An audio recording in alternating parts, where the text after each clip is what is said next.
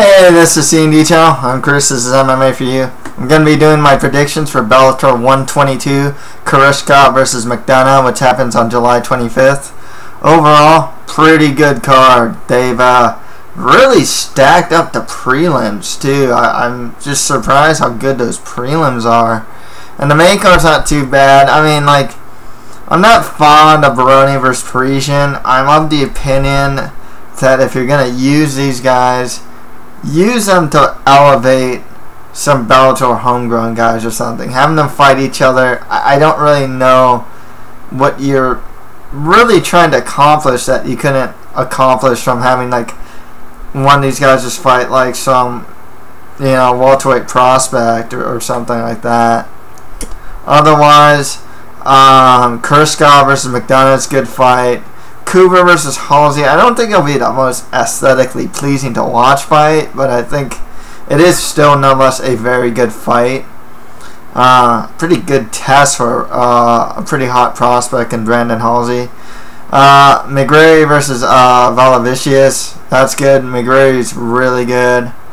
So yeah, there's actually a lot to like about this card, and like I said, including the prelims too. So let's get started. Andrey Koreshkov fights Adam McDonough. This is for the Season 10 welterweight tournament final. The thing with McDonough is I'm pretty high on the guy. You know, he has an 11-0 undefeated record, 6 wins by KO, 3 wins by sub, 28 years old. He's a really good kickboxer, and his grappling is greatly improving. I mean, this guy knocked out Nathan Coy. That might not mean so much, but he's actually one of those, like, really, especially in the regional scene, Nathan Coy's a pretty tough out for a lot of guys fighting and, like, not in the, pretty much, I said regional, but just more the the non-UFC scene, MMA scene. Nathan Coy is pretty much, like, the gatekeeper to, like, if you're, like, 1, ready for the UFC, 2, ready for a wrestler, and you know, for a guy like McDonough to see if you're like a hot prospect or not. I mean, because I remember like Diego Lima back in MFC when he had a lot of momentum going on, he fought Nathan Coy and he lost pretty bad. And even Tyron Woodley back in Strikeforce, I mean, he beat Nathan Coy in a fight that a lot of people thought Nathan Coy won. So, you know, it's a win like that that makes me really high on the prospects of Adam McDonough. However, he's fighting Andrey Koreshkov, who has a 16-1 record, 10 wins by KO or TKO, 3 wins by sub. He's only 23 years old on a 3-fight win streak. Trains out of Rust Fighters with like Alexander Shlemenko, and he is a strong kickboxer himself. Really heavy-handed, really good knees. His Brazilian Jiu-Jitsu is actually pretty solid. Even on his back, he'll go for triangles and whatnot. His takedown defense, though, still needs some work. I don't think that'll be a problem here. Now, this one's hard for me to call. Like I said, I'm impressed with what I've seen from McDonough so far, especially in the stand-up. But Koreshkov's definitely been on a level in his stand-up that it honestly pretty much looks elite right now. But I like what I see from McDonough. But you know, I gotta go with Koreshkov here. He's accurate. He has good diversity in his strikes, and he's a pretty potent finisher as well. I gotta go with Andrey Koreshkov, but you know, don't sleep on Adam McDonough. And let's just say, win or lose, he's a prospect to go out for. I mean, honestly, you can actually say the same for Koreshkov, because Koreshkov's still really young, and his only loss is to Ben Askren. He looked terrible though against Askren, but he's still a very good prospect nonetheless. Both these guys are really good prospects. Going with Koreshkov, but you know, like I said, don't sleep on McDonough here. Next fight after that, for the Season 10 middleweight tournament final. This is kind of confusing to me because with Scott Coker Scott Coker taking over Bellator now. I don't know if they're gonna. This might be the last tournament. I guess they're gonna follow through with this tournament, but I don't know if they're gonna do tournaments anymore. From what it sounds like, it doesn't look like they're gonna do tournaments anymore. But yeah, this is for the middleweight tournament that they have so far. Brett Cooper, he has a 20-9 record with 13 wins by KO or TKO, 2 wins by sub, and 3 losses by KO or TKO. 27 years old, training out on the brain with the likes of like Mark Munoz, of course. He's a good wrestler, really strong cardio. This guy went 5 rounds with Shamenko. Went a good 3 the first time they went. He's a really game opponent. I mean, this guy is not a guy that... He's a guy that's just always in the fight, you know? Look at the fight against Dan Kramer. He was losing the fight. And then he managed to get this one combination and TKO Dan Kramer. I mean, it's just a really good showing for Cooper. The only guys who's managed to really knock him out, I mean, there's Doug Marshall, but he can knock out like anyone. For the most part, Cooper has shown a pretty good chin. Despite the fact that he does have 3 losses by KO or TKO, I wouldn't say that he has a bad chin or anything. If anything, he's shown to have a really good chin, and only like the heaviest hitters or like a high accumulation of damage has been able to knock him out. His stand-up's solid. It's not great by any stretch, but he's won with it. Like I said, he TKO'd Dan Kramer, beat up Kendall Grove and knocked him out as well, you know. Brandon Halsey, though, 6-0 undefeated record, 1 win by TKO, 2 wins by sub. He's only 27 years old, and he trains at HB Ultimate with the likes of Michael Bisping and Rob McCullough. And, you know, he's one of those really strong, strong wrestlers with like all those accolades you want to see. Halsey's actually one of the top middleweight prospects out there too. But experience-wise, I mean, Brett Cooper has pretty much 5 times as many nearly 5 times as many fights as Brandon Halsey. Stylistically, though, I'd say Cooper has probably the better stand-up game at this point. But Halsey's gonna definitely have an edge in wrestling. So this one's tough. This one's really hard because it's essentially prospect versus veteran. You know, you see it all the time, and sometimes the prospect overperforms and turns out to just put up this amazing performance, or it's too much too soon. I mean, I still remember that one Strikeforce event where like Daniel Cormier fought like Bigfoot and Rockhold fought Jacare, and it's like, it's these prospects versus these pretty established guys, and the prospects ending up just being like having that breakthrough performance. I'm actually banking on that too. We can go with Brandon Halsey to win this one, to win with his superior wrestling. I think he can get takedowns on Brett Cooper. I don't know if it'll be the most aesthetically pleasing fight to watch. Like I said, I think he can get the takedowns necessary to win rounds, stay in top control, and yeah, I'm curious to see Halsey's development too. Like I said, he's one of the better prospects in the middleweight division. And next right after that, Karo, the Heat Parisyan, fights the New York Badass Phil Baroni. Baroni has a 15-17 record. 10 wins by KO or TKO, 2 wins by sub. He also has 6 losses by KO or TKO and 2 losses by sub. He's 38 years old on a 2-fight losing streak.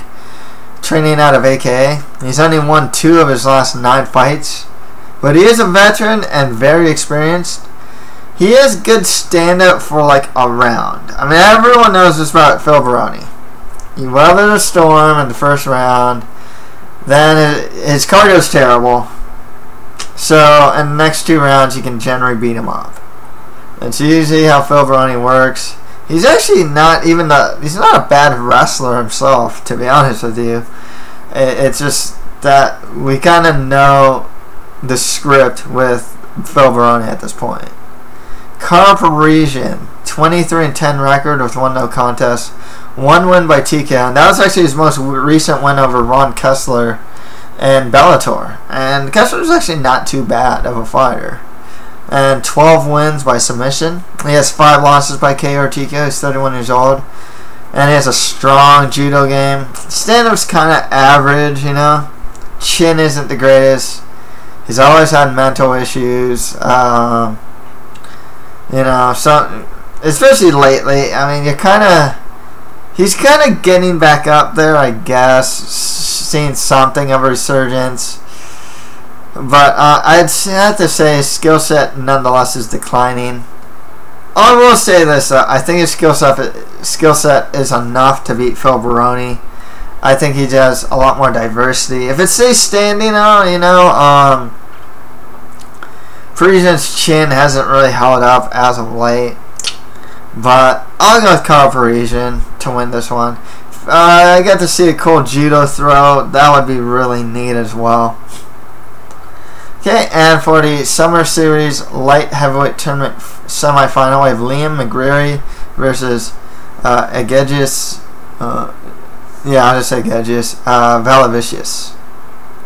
Valavicius has a 27-10 record, 15 wins by KO or TKO, 6 wins by sub. He also has 2 losses by KO or TKO and 5 losses by submission. He's 35 years old. He's 6 foot, and I point that out because Liam McGeary is 6'6". But Valavicius is on a 3-fight win streak. He's got some. I remember his fight against Karl Duarte, actually, his last fight. I was really impressed with what I saw from him. I liked his stand-up. I thought it was solid. His takedown defense looked to have improved. Didn't look too bad.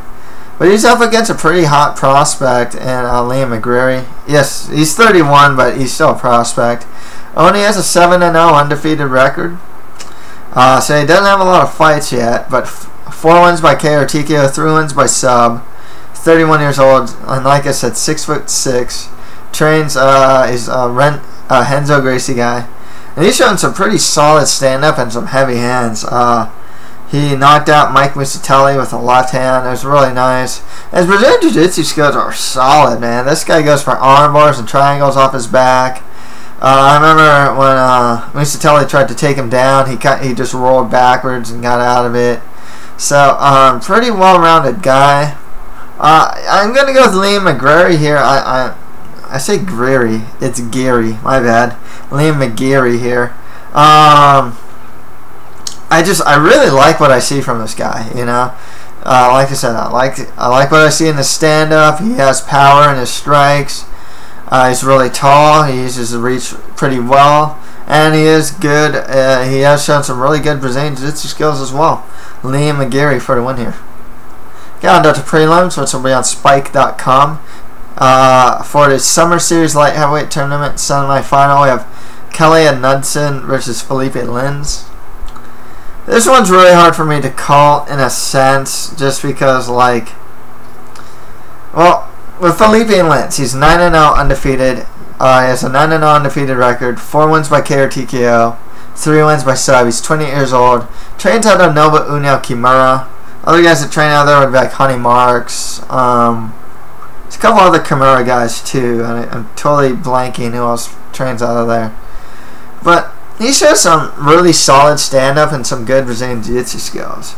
I think Lins has better future potential than Kelly Anundson, who has an 8-2 record, 1 win by TKO, 5 wins by sub. He has 2 losses by submission as well. 29 years old on a 5-fight win streak, training out of ATT. And he's something of a grinder. He's got some good wrestling, good top control, solid Brazilian Jiu-Jitsu skills. And that's the thing with Anundson, though, because I can see him grind out a win over Philipe Lins here.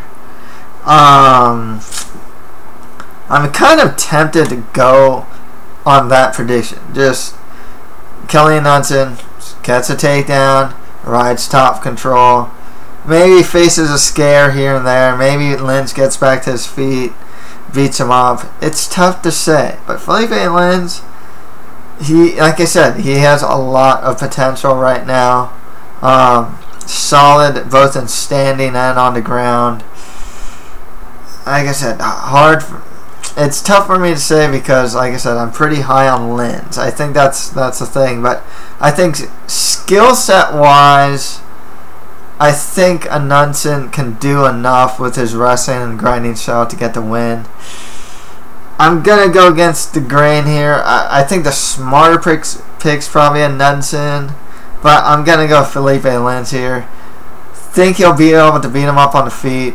Hopefully, he does have solid Brazilian Jiu-Jitsu skills. I'm hoping he's more practicing on getting back up to his feet when he's taken down. And yeah, I'm going to go with Lins here, and hopefully he can negate enough wrestling from Anundson. Next fight after that, Poppies Martinez fights Bubba Jenkins.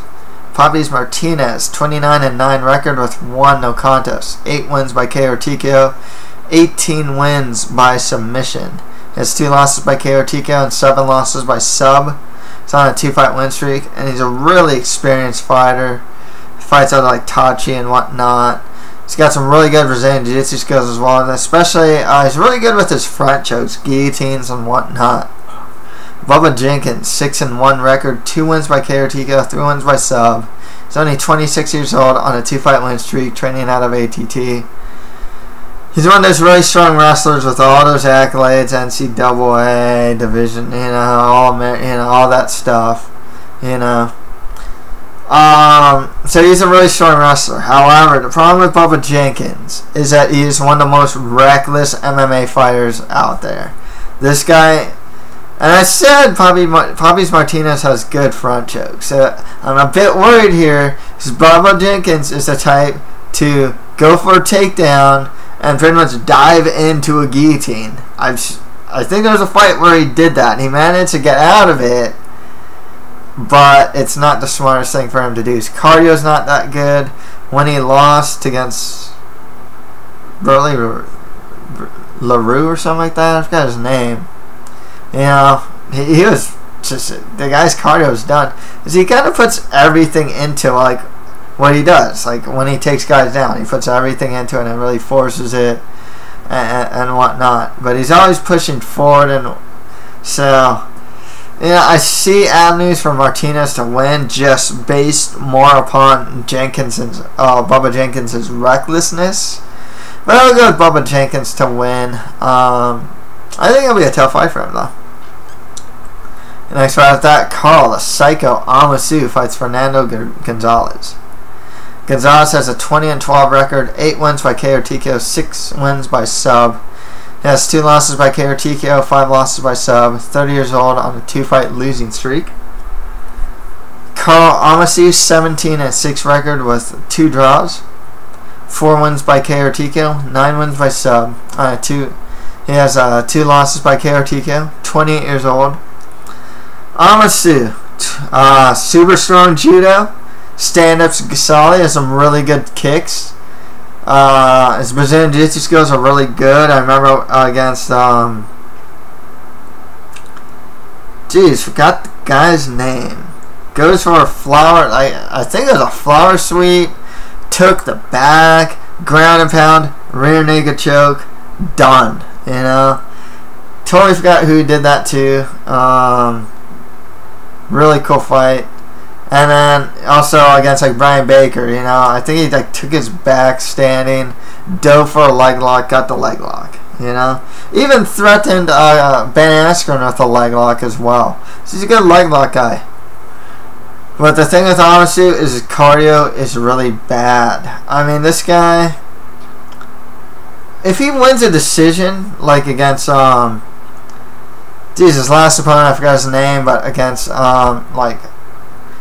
David Rickles, it's like he looks really bad winning that decision. It's always really close because he's definitely a guy that wins fights in the first round. If he doesn't win in the first round, he looks like crap afterwards.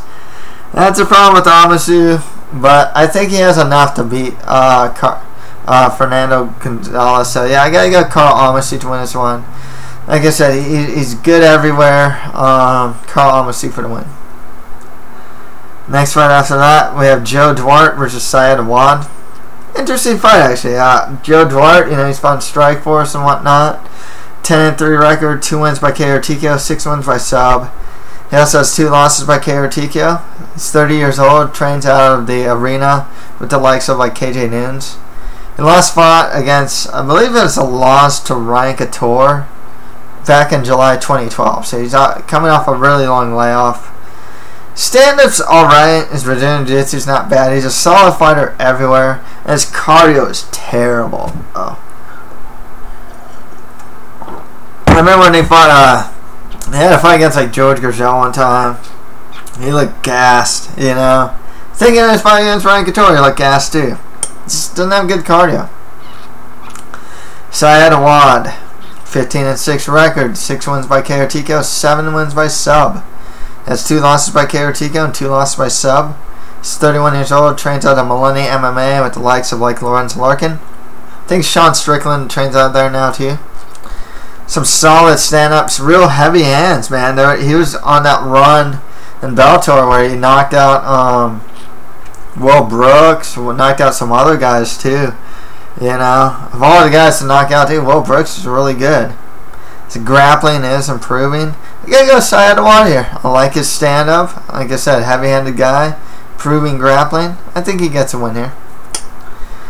Yeah, next round that Manny Lara fights Dmitriy Sosnovskiy.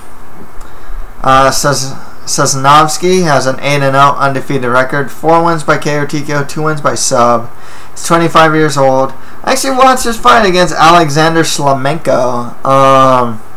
You know, he showed some good wrestling. I liked his guard passing actually and some good ground and pound. He fights out an OPOT team. I've watched the OPOT challenge. It's kind of something of a, I want to kind of say joke promotion. Something, a lot of these guys aren't very good. Sosnovskiy actually looks like a pretty good, he's a heavyweight prospect actually. Manny Lara, 4-4 record with 1 no contest, 3 wins by KO TKO, 1 win by decision. Trains out of Rain. He's only won 1 of his last 6 fights. I mean, I'm gonna go with Dmitriy Sosnovskiy to win that one. Next fight after that, pretty interesting fight here. Steven Martinez fights Sergio Rios. Sergio Rios is a 7-0 undefeated prospect, I guess. Well, he has a 7-0 undefeated record. 5 wins by submission, 2 wins by decision. He's only 25 years old, training out of Black House. A lot of good guys are training out of Black House. Muntazri, Kevin Casey. I think T-City, Brian Ortega trains at Black House these days.